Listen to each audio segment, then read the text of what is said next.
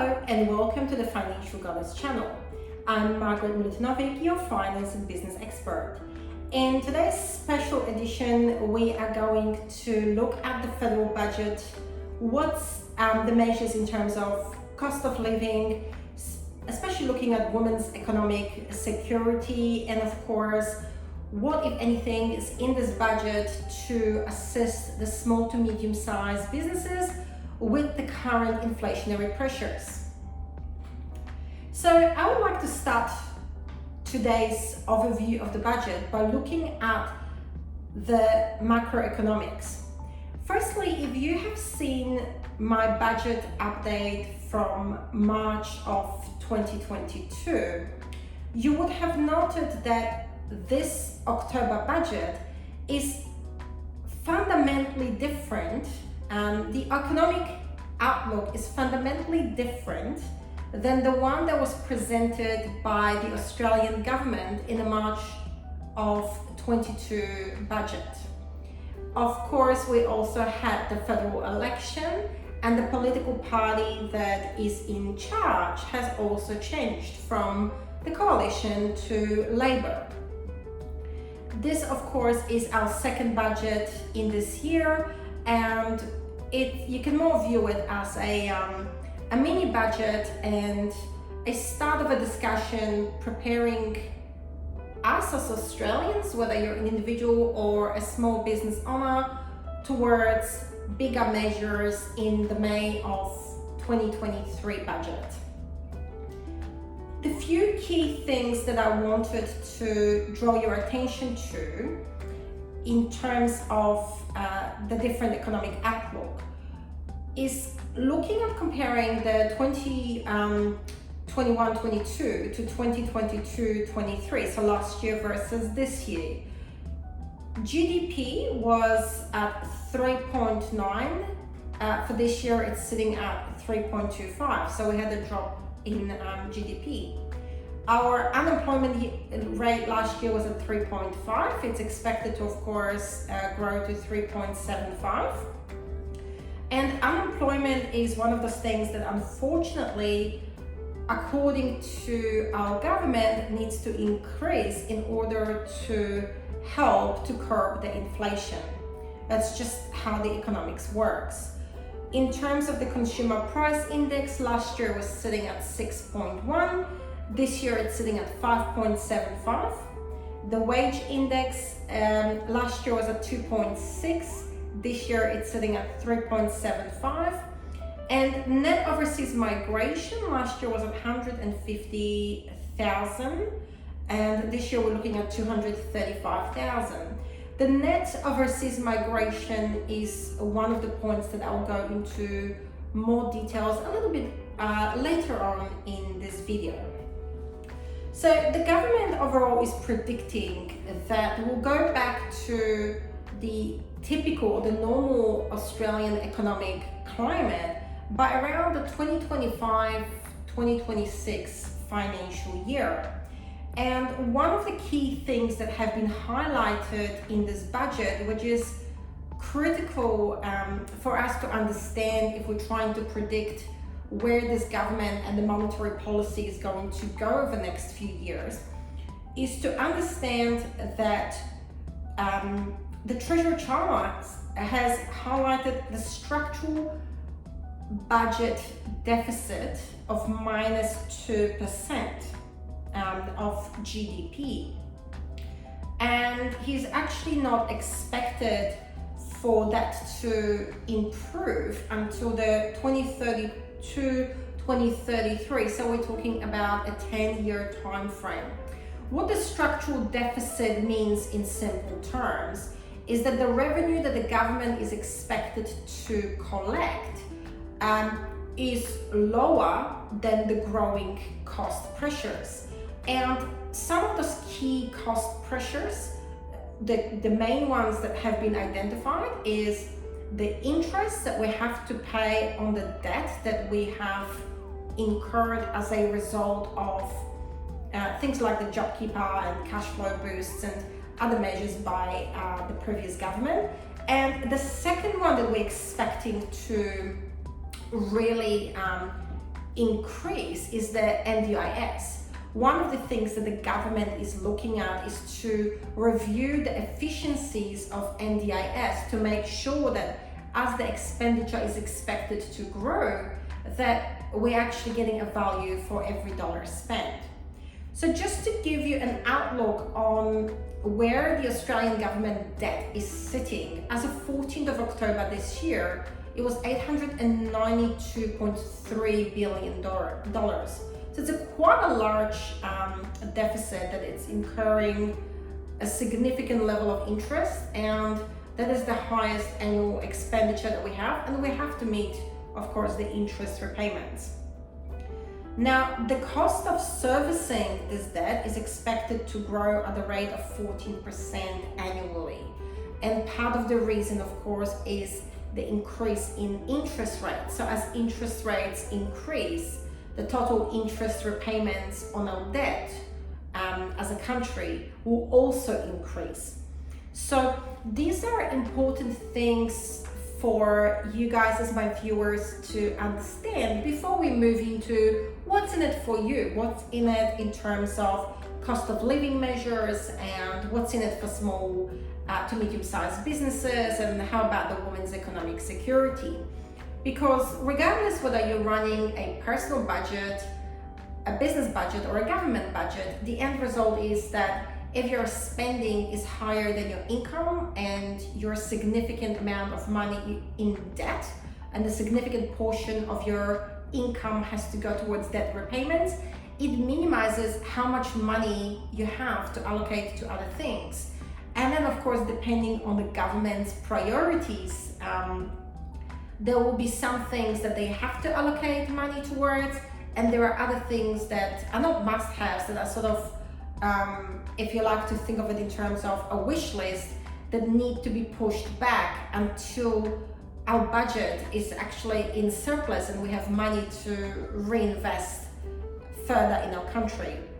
So firstly, I would like to start by highlighting that in terms of this October 22 budget, there has been no specific measures to help small to medium-sized businesses with pressures of rising costs.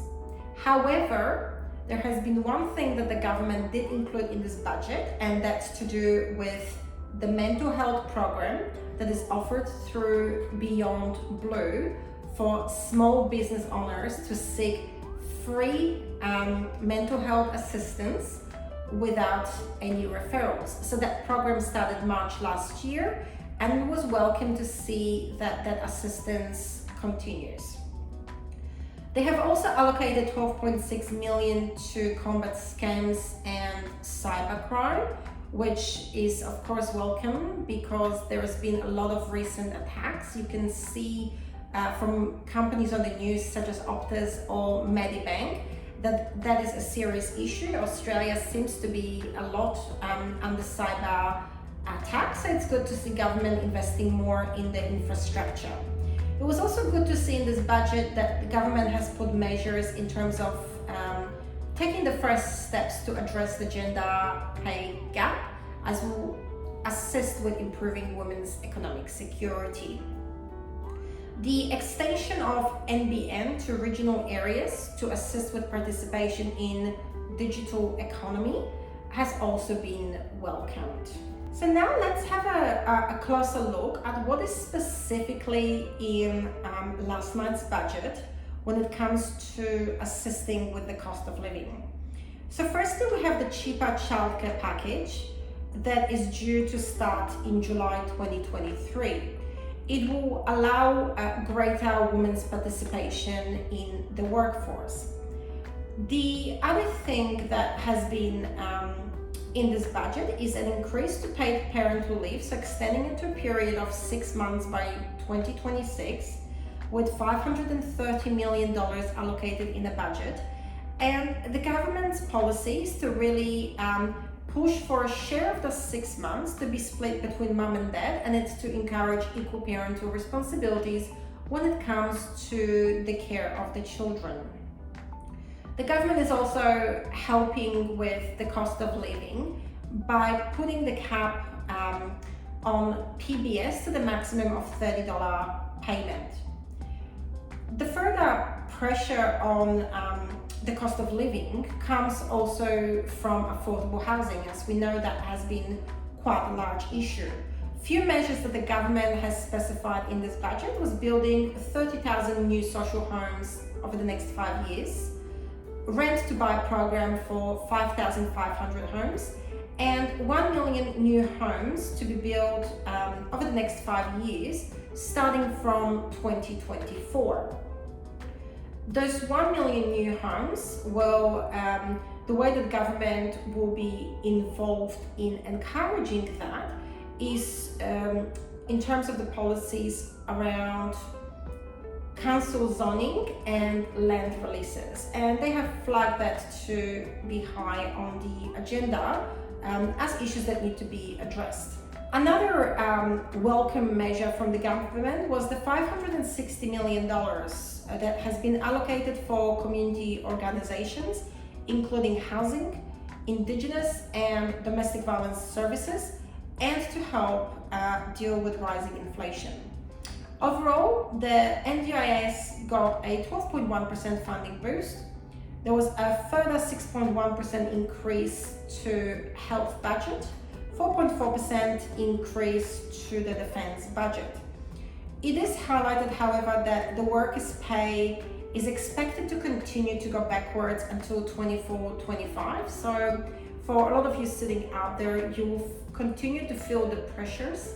It is expected that those pressures will exist for another 18 months in terms of the rate of overall inflation still being higher than the wage growth. And that's unfortunately something that we'll all have to endure until we are well ahead of repairing our budget. So overall, there was a lot of really good measures in the budget. This budget has been focused on being family friendly and helping families as well as pensioners. Very little, as I've mentioned before, has been allocated towards small to medium-sized businesses. So we are expecting more measures to come out perhaps in the May 2023 budget. Some of the other highlights that I felt were positive in the current budget is the fee-free TAFE courses. So there's $1 billion invested by the government to 180,000 places, $485 million for uni over the next 2 years with specific focus on disadvantaged students. There is also a renewable energy investment of $20 billion, which is a fund for energy transmission. There is further $15 billion invested into National Reconstruction Fund to diversify economy.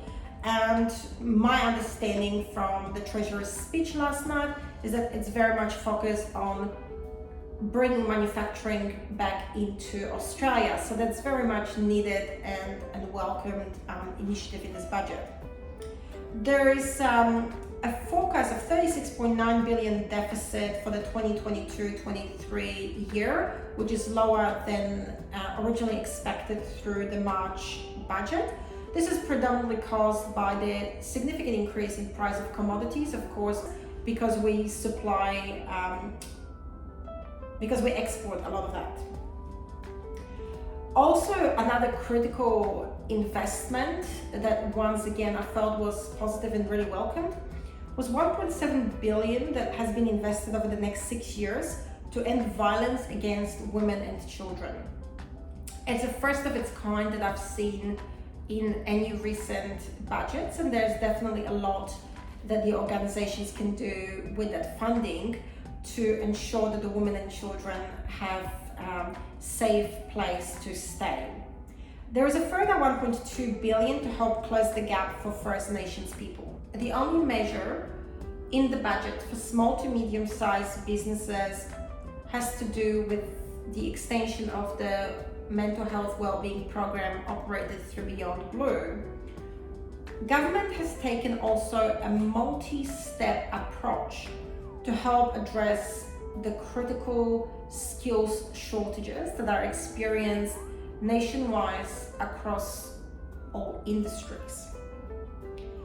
And to be honest, when you sit down and have a closer look what it is that they have done, there is both short-term measures in place as well as things that are going to help us long-term to ensure that we're not necessarily in the same position in the next 10 years or so.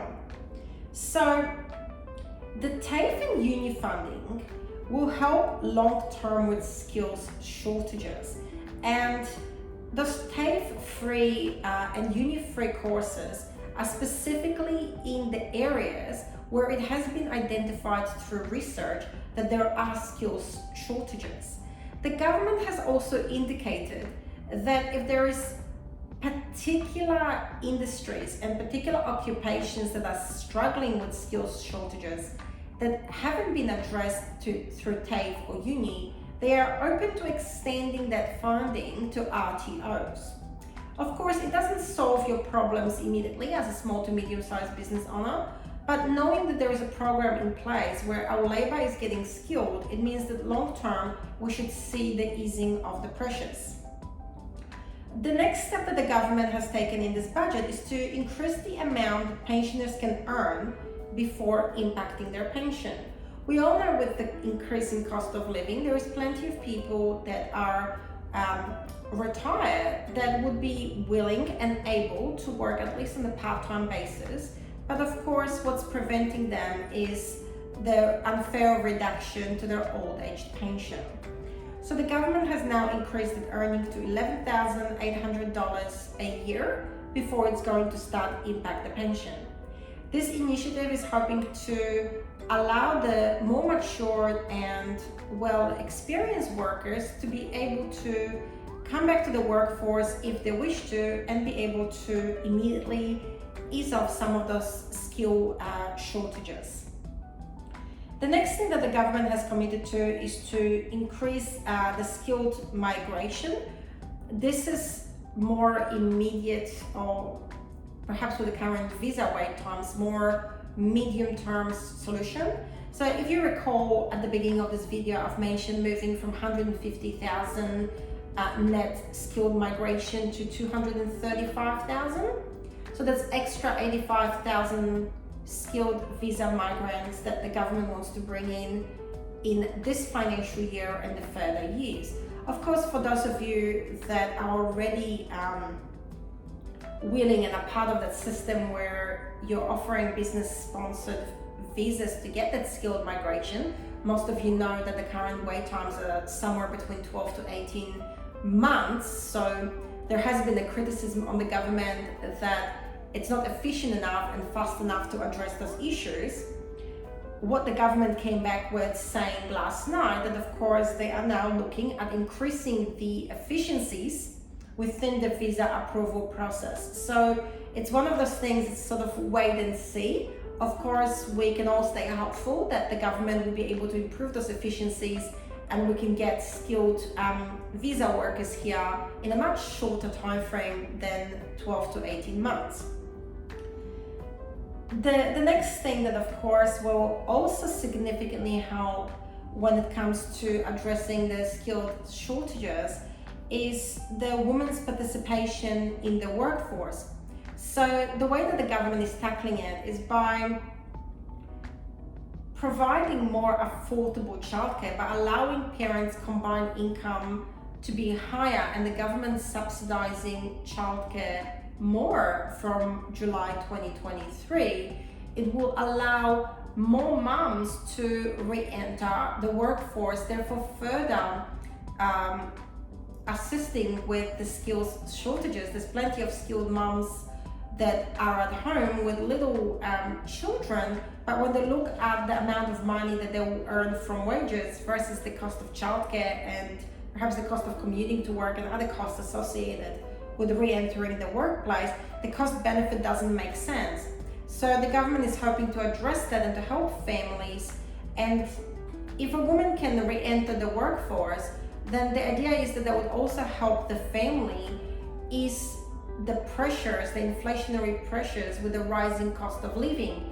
because it's no longer dad's income plus maybe mom is getting a part government parenting payment or family tax benefit, but it's now mom's income and dad's income coming to the household. So therefore there should be more money coming into that household, less money being spent on the childcare, and that is the way that the government is hoping they will offset the cost of living pressures for the families over the next 18 months. But wait, there is more.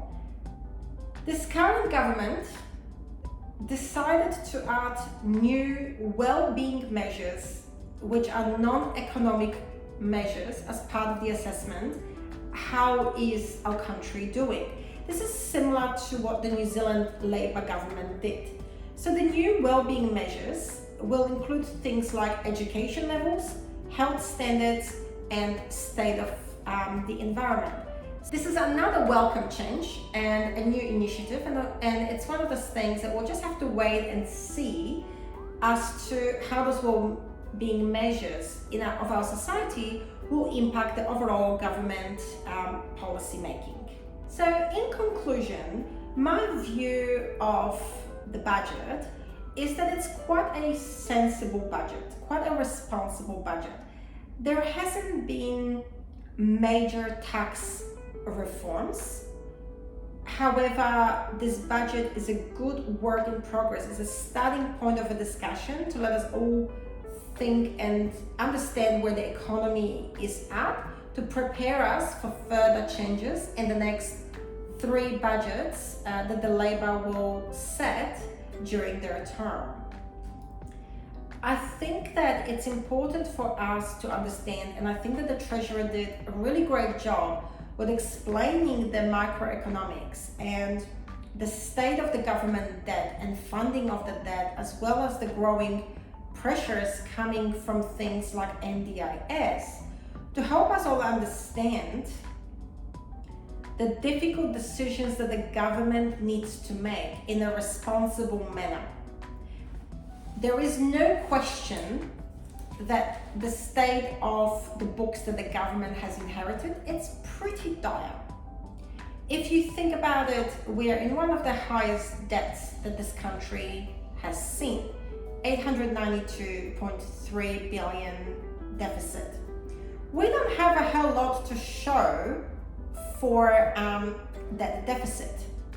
We live in times where there's a lot of supply chain issues, geopolitical pressures that we are yet to see how they unfold, that of course will impact on our economy. The cost of living is rising, the inflation is rising. Everybody is hurting. Now, one of the challenges that the government had with this budget is to help families and to help business owners with the cost of living pressures, but at the same time, without spiraling the inflation out of control. The next challenge for the government was, of course, to make sure that they're not working against the Independent Reserve Bank of Australia's monetary policies, because doing so will cause further significant interest rate rises, which will have a negative impact on many families and individuals with mortgages. And of course, all you have to do is look as far as UK to see what happened when the British government policy was very different to the monetary policy of the country, and how quickly things spiraled out of control for Great Britain in recent times. Taking all that into consideration, and taking into consideration the fact that the needs of our country and of its people are by far greater than the funding that the government currently has to address it. It's no secret, wherever you look, there's extra funding needed from government, from defense to NDIS, to housing to childcare, to Medicare, to manufacturing, to our infrastructure. Wherever you look, there is money needed. Further, you look at the unemployment benefits, old age pension, you look at disability payments, everywhere that you look requires outbursts of funding from the government. But the truth is that there is just not enough money in the bucket at the moment. We're not in surplus, we're in deficit. So there is less money in our budget than what the revenue is coming through. And because of that, the government has to make very tough decisions. There are some programs that had to be scrapped. There are some programs that implementation needs to be delayed because there is new priorities that are emerging that the government needs to tackle. Given the environment and given the tough job that the government has had in trying to balance helping families and small to medium-sized businesses, but not causing issues with further interest rate rises or further inflationary increases, I think that they've done the best that they could, remembering that they've only been in government since May. So they had only, was it 4 months? 5 months, not even, in the government to be able to truly see the state of the books, the current level of spending, and how they can curb that in to maximize efficiencies. So overall, I think it is a decent budget. It's definitely a starter. You can expect further measures in place over the next 3 budgets. You can expect the May budget to perhaps focus more on a tax reform. I would definitely want to see that. And perhaps focusing on how to channel in or encourage small to medium-sized business investment in a way that supports our environmental goals and in a way that it doesn't add to inflationary pressures. I'm Margaret Milutinovic from Financial Goddess. Thanks for watching this budgetary budget. I hope you have enjoyed it. Please feel free to leave your comments and questions below, and I'll be more than happy to respond to them. Have a great day.